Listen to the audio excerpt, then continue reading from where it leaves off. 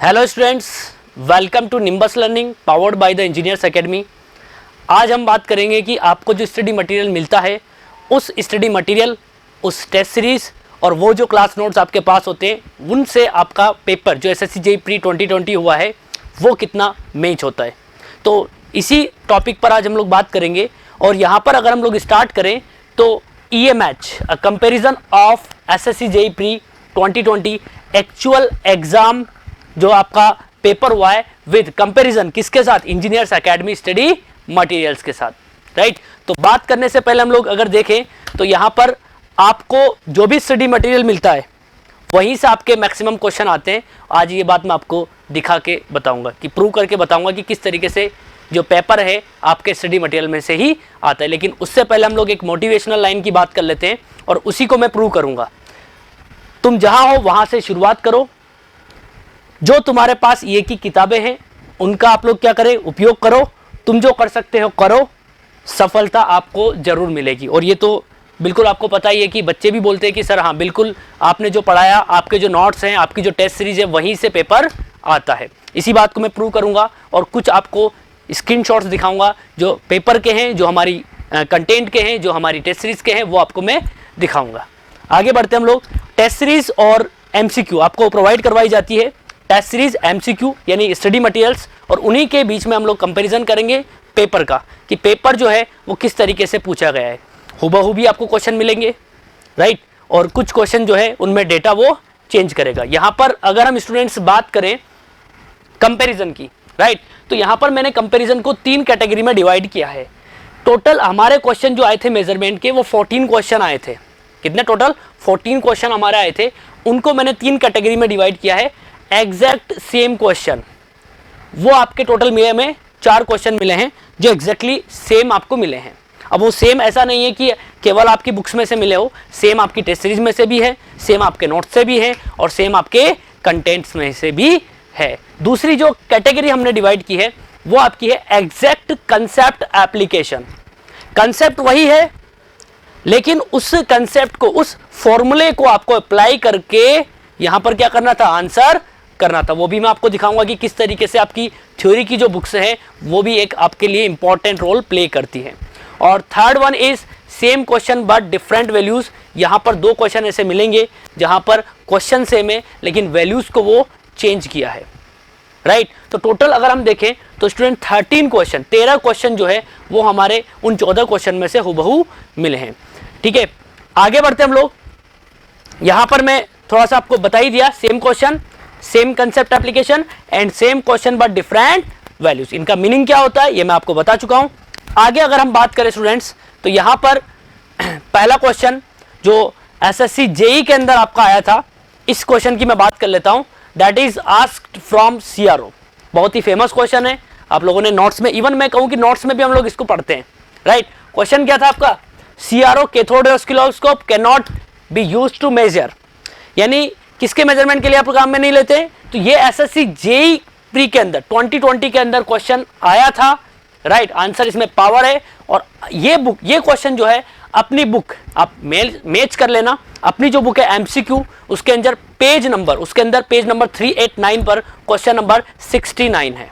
Question number 69 है। तो मैं आपको दिखा देता हूं कि किस तरीके से यही क्वेश्चन आपको MCQ के अंदर मिलेगा। बहुत फेमस क्वेश्चन है स्टूडेंट्स, राइट। और बहुत बार ये पूछा जाता है। तो देखो ये CRO can not B use for direct measurement of, यहाँ डायरेक्ट पूछा है, बाकी क्वेश्चन में थोड़ा बहुत वो चेंज कर सकता है लेकिन एग्जैक्ट है। इवन अगर हम बात करें तो ऑप्शंस को सफल किया गया है, ऑप्शन भी वही है, बस फेस की जगह यहाँ पर क्या आ गया आपका, फेस की जगह यहाँ पर आपका करंट वो ले लिया, राइट।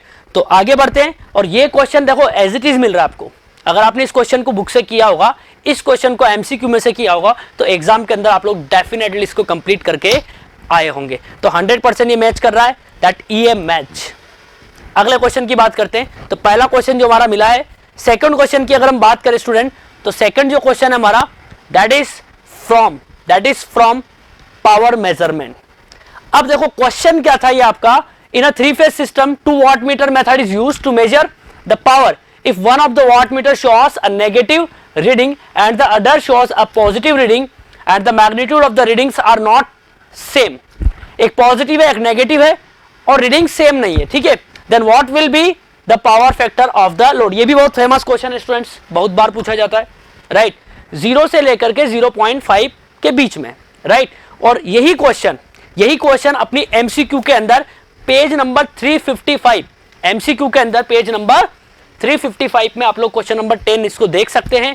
क्वेश्चन वही है, बस थोड़ा सा लैंग्वेज चेंज किया है, राइट। देखो 2 watt meter method of a 3 phase power measurement of a balance load, one of the wattmeter reads negative, it may be concluded that the power factor of the load is even। मैं कहूं तो हम लोग अपने study material के अंदर, even अपने notes के अंदर, क्लास नोट्स के अंदर भी इस चीज को हम लोग पढ़ते हैं। तो ये भी आपका कहां से था, बिल्कुल exactly from the content provided by the engineers academy, right.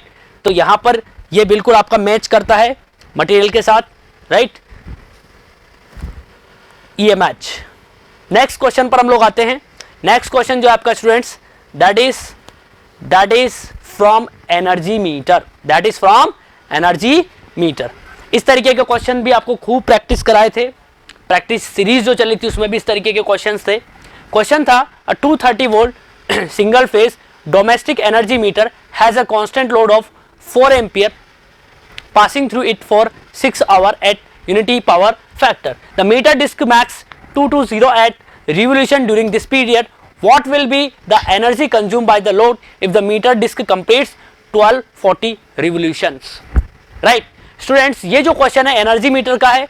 अगर आप इस क्वेश्चन को देखना चाहते हैं कि इस क्वेश्चन को कैसे सॉल्व करना था, अब देखो क्वेश्चन आपको सॉल्व जब करना होता है तो उसकी प्रैक्टिस करना जरूरी है। तो ऐसा कंटेंट हम लोग आपको प्रोवाइड करवाते हैं कि अगर आप उस कंटेंट को करके चले गए तो एग्जाम के अंदर आप लोग जो है डेफिनेटली बहुत अच्छा करने वाले हैं। और ये क्वेश्चन आपका जो था एमसीक्यू के अंदर, जो हमारा एक चैप्टर है, नाम आपको पता होगा power measurement and energy measurement, उसके अंदर क्वेश्चन नंबर 98 था स्टूडेंट्स, क्वेश्चन नंबर 98। आप एक बार देख लीजिए भले ही। क्वेश्चन जो है कहने का मतलब एज इट इज है, कोई डिफरेंस नहीं है, बस यहां पर कितना एक्स्ट्रा रिकॉर्ड कर रहा है ये पूछा है और वहां पर कितना करेगा वो पूछा है। बाकी लैंग्वेज में थोड़ा बहुत तो वेरिएशन आपको मिलेगा, राइट। तो डेफिनेटली अगर आप इस क्वेश्चन को करके गए होंगे तो मैं गारंटी दे सकता हूं, इवन हमने तो यहां पर आपसे डिफरेंस पूछा है, वहां तो केवल आपसे पावर सीधा एनर्जी आपसे पूछी थी। तो 100% ये आपका मैच किया स्टूडेंट्स, ये मैच। नेक्स्ट क्वेश्चन पर आएंगे। नेक्स्ट क्वेश्चन की अगर हम बात करें स्टूडेंट्स, तो नेक्स्ट क्वेश्चन जो अपना था that is from sensitivity, this is from the sensitivity. अब देखो मैं आपको एक बात बताऊं, ये सेंसिटिविटी का जो फॉर्मूला होता है आप लोग को पता होगा, आप लोग इवन अपने क्लास नोट्स को देखिए, वहां पर आपको क्लास नोट्स के अंदर सेंसिटिविटी का एक बेसिक फॉर्मूला बताया जाता है। This is the change in, it is the ratio of change in output divide by change in input, right. तो यहां पर सिंपल आपको एक फॉर्मूला बेस्ड क्वेश्चन पूछा था। अब मैं आपको नोट्स तो आपके पास आप देख सकते हैं नोट्स को भी, राइट। और उससे बेटर अगर मैं आपको बताऊं, जो थ्योरी बुक आपको मिलती है हमारी इंजीनियर्स एकेडमी, जो आपको थ्योरी बुक प्रोवाइड करवाता है, एक बार उसका स्क्रीनशॉट हम लोग देखते हैं। उसका एकदम जो बुक है एज इट इज, मैं बुक को उठा के लाया हूं, वहां से मैं पूरा पेज तो नहीं ला सकता, नहीं तो आपको दिखता नहीं।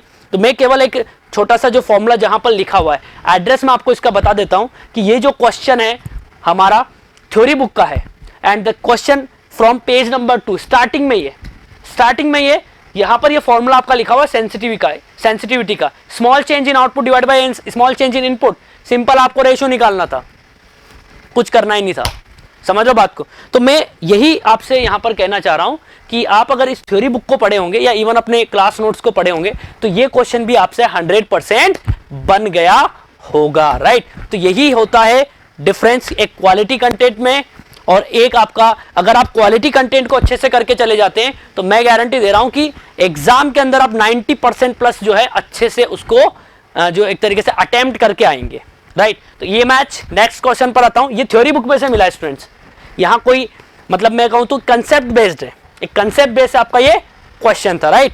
नेक्स्ट क्वेश्चन की अगर हम बात करें स्टूडेंट्स, तो नेक्स्ट क्वेश्चन जो है ये अगेन एमसीक्यू में से आया था। अब देखना इस क्वेश्चन को कैसे पूछा गया है।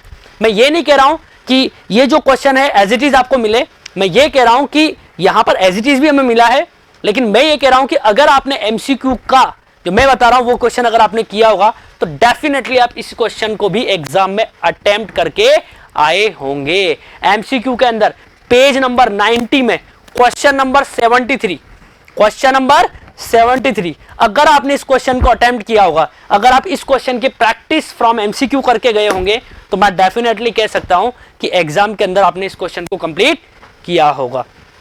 यहां पूछा था a single instrument that can measure voltage, current, resistance, diode, forward voltage drop means voltage हो गया, right, and transistor gain is called, तो मल्टीमीटर। और यहां पर क्या है, which of the following can not be measured by the multimeters, multimeter से क्या नहीं नाप सकते, तो एक ही चीज आएगी आपकी इतने में से, दैट इज फ्रीक्वेंसी। तो ऊपर और इसमें अगर ये क्वेश्चन आपने किया होगा तो डेफिनेटली कहीं ना कहीं आपने मल्टीमीटर को टच किया होगा, मल्टीमीटर के बारे में पढ़ा होगा, और डेफिनेटली यही आपका घुमा करके पूछा गया क्वेश्चन है। तो क्वेश्चंस वही होते हैं, थोड़ा बहुत चेंज किया, नया क्वेश्चन बन जाता है। तो अगर आपने इस क्वेश्चन को प्रैक्टिस किया होगा तो डेफिनेटली आप इस क्वेश्चन को अटेम्प्ट करके आए होंगे, इवन ये क्लास नोट्स में भी आपको मिल जाएगा, राइट।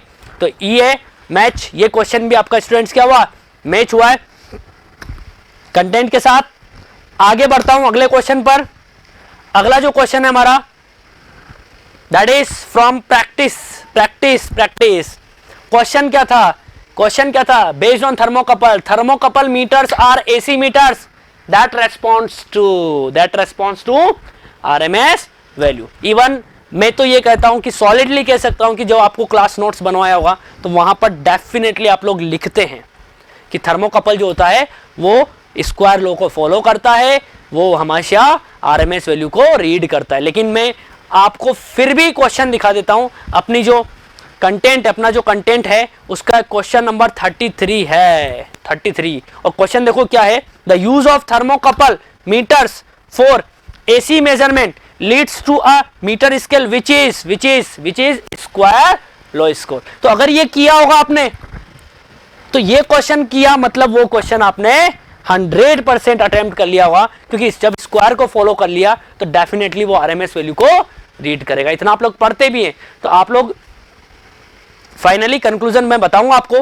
कि आपको किस डायरेक्शन में मेहनत करनी चाहिए, राइट। इस वीडियो को बनाने का पर्पस क्या है वो मैं आपको लास्ट में बताऊंगा, लेकिन अभी इस क्वेश्चन को आप देख रहे हो तो ये क्वेश्चन इसी कंसेप्ट पर बेस एग्जाम में आया था, राइट। तो ये भी क्वेश्चन आपका कंसेप्चुअली देखा जाए तो मैच कर जाता है। अगले क्वेश्चन की बात करूं स्टूडेंट्स, तो नेक्स्ट क्वेश्चन जो है आपका that is from error analysis. बहुत ही बेसिक चैप्टर है आपका एरर एनालिसिस, और वहां से ये क्वेश्चन पूछा गया था। इवन मैं आपसे ये कहूंगा कि ऐसा क्वेश्चन आपके क्लास नोट्स में भी होगा डेफिनेटली, राइट। तो देख लेते हैं हम लोग क्वेश्चन क्या था। The expected voltage across an element is 50 volt, however a voltmeter reads it as 48 volt, calculate the percentage error in the measurement, right। 4% इसका आंसर आ रहा होगा, राइट, आप लोग कर सकते हैं। लेकिन मैं कह रहा हूं कि अगर आपने ये फॉर्मूला थ्योरी बुक में से पेज नंबर 3 पर ही है, स्टैटिक एरर वाला जो चैप्टर है आपका, उसी में दिया हुआ छोटा सा फॉर्मूला रिलेटिव एरर का, absolute error divide by the true value. Simple, आपको देखो ये measured value, true value, static error निकल गई। तो यहां से आप लोग परसेंटेज एरर इजीली क्या कर सकते थे, कैलकुलेट कर सकते थे। इसी कंसेप्ट को यूटिलाइज करके आप इसे कर सकते हैं। और इवन मैं ये कहना चाहता हूं कि अगर आपने प्रैक्टिस की होगी तो डेफिनेटली 100% इस क्वेश्चन को भी आप इजीली अटेम्प्ट किए होंगे। भाई बच्चों को क्वेश्चन इजी क्यों लगते हैं एग्जाम में, उन्होंने प्रैक्टिस की होती है उस तरह के क्वेश्चंस की, तभी तो उनको एग्जाम में इजी क्वेश्चन जो है लगते हैं कि अरे पेपर तो मेरा बहुत इजी आया था। इजी पेपर आने का मतलब ये है कि आपकी जो प्रिपरेशन थी वो बहुत ही अच्छे लेवल की थी। तो ये क्वेश्चन भी कंसेप्चुअली देखे तो हम लोग ये के साथ क्या कहेंगे, दैट इज मैच्ड विथ ये मटेरियल, राइट। नेक्स्ट क्वेश्चन की बात करूं स्टूडेंट्स, तो नेक्स्ट क्वेश्चन एक बेसिक क्वेश्चन है। थ्योरी नंबर, अगर हम थ्योरी बुक की बात करें तो थ्योरी बुक में से ये कह सकते हैं हम लोग, और इवन आपके क्लास नोट्स में तो आपको मिल ही जाएगा। दैट इज पेज नंबर 8, आपको एक डायग्राम बना रखा है, एनालॉग इंस्ट्रूमेंट्स आपको दिए हुए हैं। मैं स्क्रीनशॉट दिखाता हूं, राइट, कि यहाँ पर ये लीजिए, यहाँ पर इसके अंदर आपको साफ साफ दिखा हुआ है कि यहाँ स्प्रिंग्स यूज में लेते हैं हम लोग। लेते क्या क्या है, स्प्रिंग्स है, पॉइंटर है, और आपका जो है स्केल है, इनको हम लोग यूज में लेते हैं। क्या यूज में नहीं लेते हैं, तो एडीसी डीएसी नहीं लेते हैं। ऑब्वियसली अगर आपने इस चीज को पढ़ा होगा, इस चीज को आप रिमेंबर या लर्न करके गए होंगे, तो डेफिनेटली आप इस क्वेश्चन को अटेम्प्ट किए होंगे 100% कह सकता हूँ। और आप कह रहे होंगे सर ये तो बहुत ही आसान क्वेश्चन है, तो आसान तो होगा ना, राइट, आसान तो होगा क्योंकि आप पढ़ के गए होंगे, राइट, और जो पढ़ के नहीं जाएगा वो नहीं कर पाएगा। तो कंसेप्चुअली अगर हम देखें स्टूडेंट्स, तो this question also matched, this question also matched. Next question पर आते हैं हम लोग। नेक्स्ट क्वेश्चन जो है आपका, दैट इज फ्रॉम ट्रांसड्यूसर। और अक्सर स्टूडेंट्स का एक इश्यू आता है कि सर ट्रांसड्यूसर कितना ही पढ़ लो क्वेश्चन मैच नहीं कर पाता है, ये सबसे बड़ी प्रॉब्लम आती है। और इवन क्लास के अंदर भी हम लोग बोलते हैं क्लास के अंदर आपको कि अपना जो थ्योरी बुक है, जो पिंक कलर की बुक है, उसके अंदर एक टेबल दे रखी है आपको, that is page number 76, that is page number 76 में एक टेबल दी हुई है। और मैं तो इवन अगर हम बात करें तो क्लास के अंदर बोलते हैं हम लोग कि बच्चा इस टेबल को एज इट इज आप कॉपी कर लेना, अगर आप लिख ना पाओ तो इसको जेरोक्स करा के अपने नोट्स में चिपका लेना। इतना तक हम लोग बोलते हैं कि जेरोक्स करा के अपने नोट्स में चिपका लेना, क्योंकि एक क्वेश्चन अगर ट्रांसड्यूसर का आता है तो इसी टेबल में से आपको मिल जाएगा। तो दिखाता हूं कि ये क्वेश्चन उस टेबल में से कैसे आया है। तो देखो मैं इस टेबल का एक स्क्रीनशॉट लेकर के आया हूं। देखो ये आपका क्वेश्चन है, in an example of passive transducer that uses the variation in electrical resistance in views in wires to sense the produced by a force on the wires. Question ऐसा ही आया था तो ऐसा ही मैंने ले लिया। लेकिन अगर आपने ये रेजिस्टेंस स्ट्रेन गेज पढ़ा हो, रेजिस्टेंस स्ट्रेन गेज अगर आपने पढ़ा हो, तो हमने साफ साफ लिखा हुआ है principle of operation of passive transducers. और इसके अंदर देखो यहां भी पैसिव ट्रांसड्यूसर की बात किया है। रेजिस्टेंस ऑफ अ वायर और semiconductor is changed by elongation और compression due to externally applied stress. तो डेफिनेटली मैं ये कहना चाहता हूं कि ये टेबल जो है, इसी टेबल में से घुमा करके क्या हो गया, एक तरीके से क्वेश्चन आपका फ्रेम हो गया। जो बच्चा इस टेबल को पढ़ के गया होगा,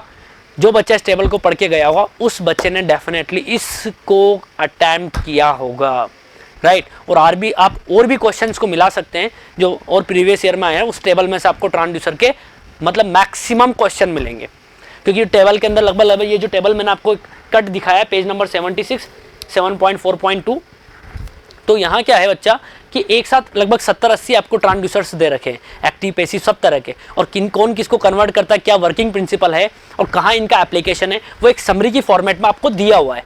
तो ये मैं कह रहा हूँ कि थ्योरी बुक में से आपके लिए काफ़ी सारी चीज़ें काम की निकल जाती है। तो अगर आप ये पढ़ के गए होंगे तो डेफिनेटली आपने इस क्वेश्चन को क्या किया होगा, अटेम्प्ट किया होगा, और हम 100% कह सकते हैं ऑल्सो मैच्ड, ये मैच। नेक्स्ट क्वेश्चन पर आते हैं स्टूडेंट्स। नेक्स्ट क्वेश्चन जो है हमारा, that is very famous topic, that is measurement of power. Even ये क्लास नोट्स में भी आपको मिल जाएगा।